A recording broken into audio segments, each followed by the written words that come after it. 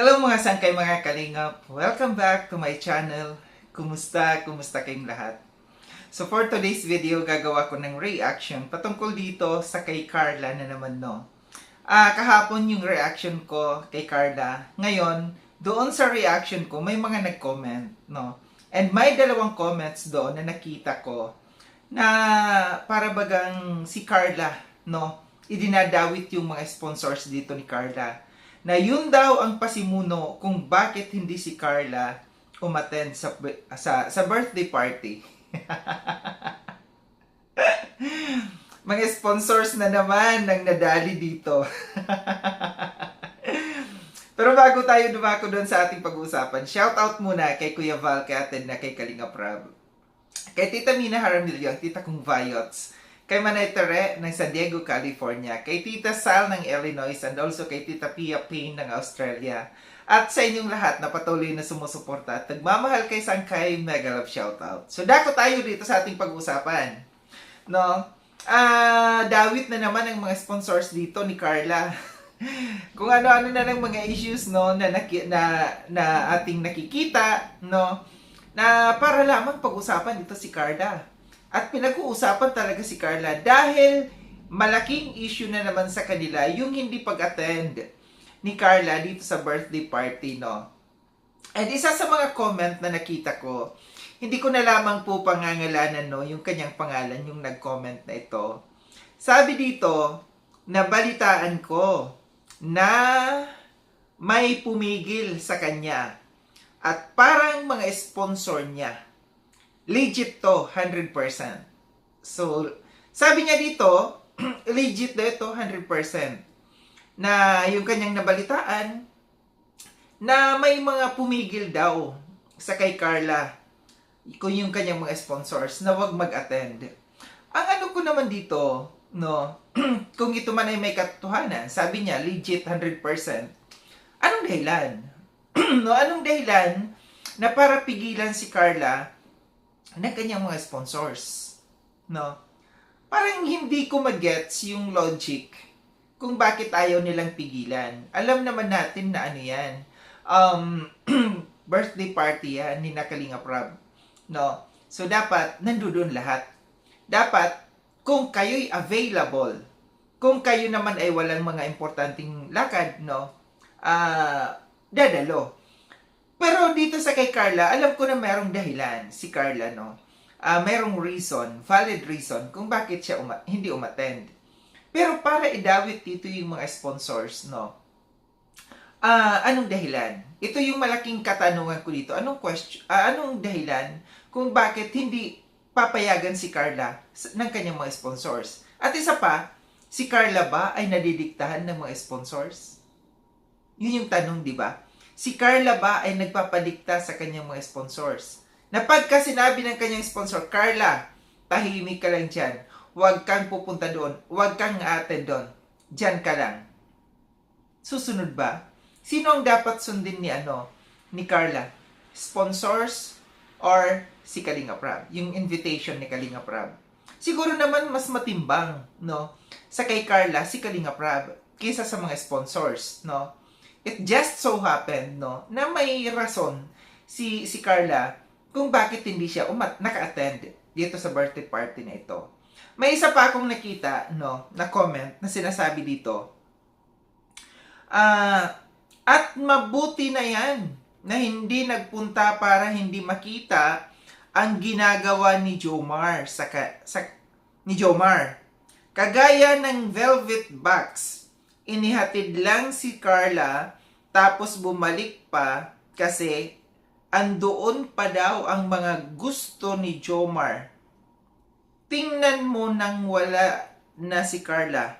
Padila-dila pa. Ay, nako. Hindi yan maaalis ang pagkababaero hanggang sa tumanda. Ano na naman ito? Ano naman siya? Dawit din si Jomar. Diyos ko po, Rudy. Kung ano-ano na lang mga nagagawang issue, no? Kung ano na lang mga naiisip. Dito ako na nadawit pa yun, no? Yung naungkat pa yung sa Velvet Box, no? Na inhatid lang daw si Carla, tapos bumalik pa. Di pa daw sa mga gusto ni Jomar. Tingnan mo, wala si Carla, padila-dila pa. Ano ba ito? parang sinasabi dito, no, dito sa comment na ito, ang pagkakaintindi, hindi ko kasi masyadong gets, no. Ewan ko sa inyo kung anong ibig sabihin, ang interpretasyon nyo dito sa comment na ito. Pero parang sa akin, sinasabi lang na hindi umattend si Carla dahil si Jomar flirt. Parang ganon, no? Parang ganon ang dating dito eh. Parang flirt lang, no?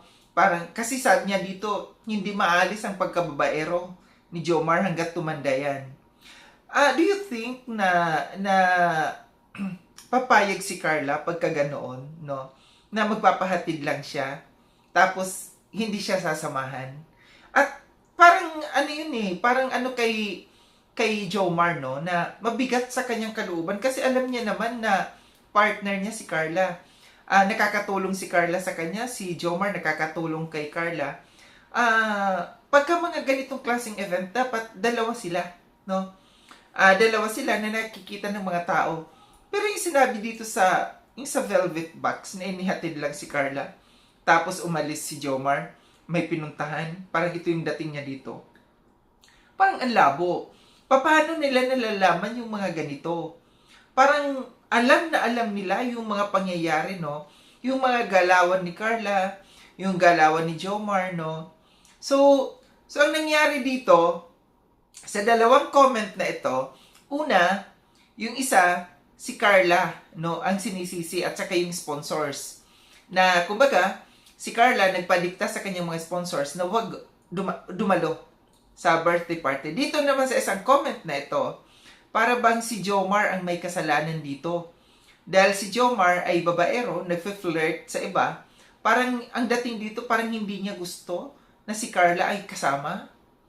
Di ba? Parang kung iisipin natin kung siseryosohin natin, yung mga comments ng bawat isa, na alam natin na sila, ang mga commentors, yung mga viewers, ay merong kanya-kanyang manok. May manok kay Carla, may manok dito kay Jomar, no? So, para bagang pinagsasabong din nila. Nagsasabong-sabong din dito yung mga, itong mga viewers na ito, kung gusto nila kay Carla, ay gusto kay Jomar, no? Nagsasabong sila, no? Parang sinisiraan si Jomar sa kay Carla. Si Carla naman, sinisiraan dito kasi kasama yung mga sponsors. Ano ba? Ano ba talaga? Hindi na ba matatapos ang issue? Hindi ba pwedeng maging masaya na lang tayo na nakikita natin itong dalawang ito ay nakakapagbigay ng aliw, saya sa atin, no? Na parang hindi tayo maging toxic. Dapat kung gusto natin ng ng masaya lang, yung walang mga stress na iisipin natin, walang mga toxic, no? Dapat magkaisa na lang, no? Total, ang dalawang yan ay parehas nakakapagpasaya sa inyo. Kung ayaw ninyo kay Carla, be it, no? Wag na lang wag na lang magsalita. Sino ba ang gusto niyo para kay Jomar? Sino ba ang gusto niyo para kay Carla?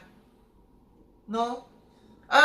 Kasi naman ang mga viewers sa totoo lang, no?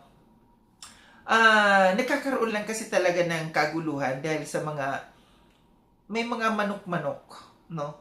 Halimbawa, meron lang gusto lang dito kay Carla, meron lang gusto dito sa kay Jomar.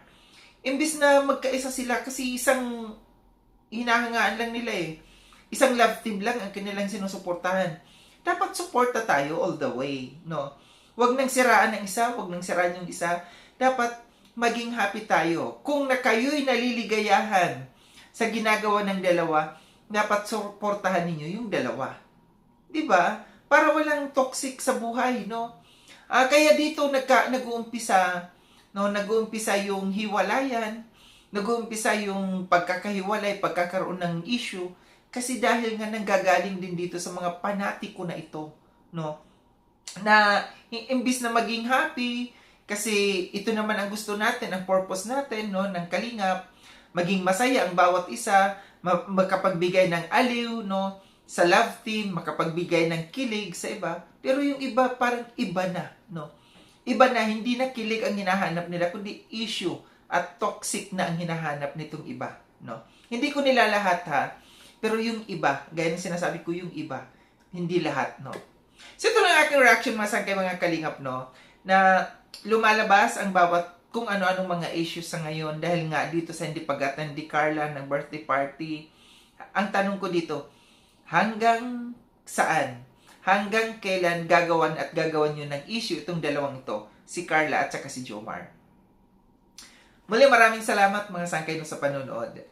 Sa mga hindi pa nakapag-subscribe kay Sangkay Loans, subscribe nyo na po ako. Click yung notification bell para updated kayo sa lahat ng mga videos na aking gagawin.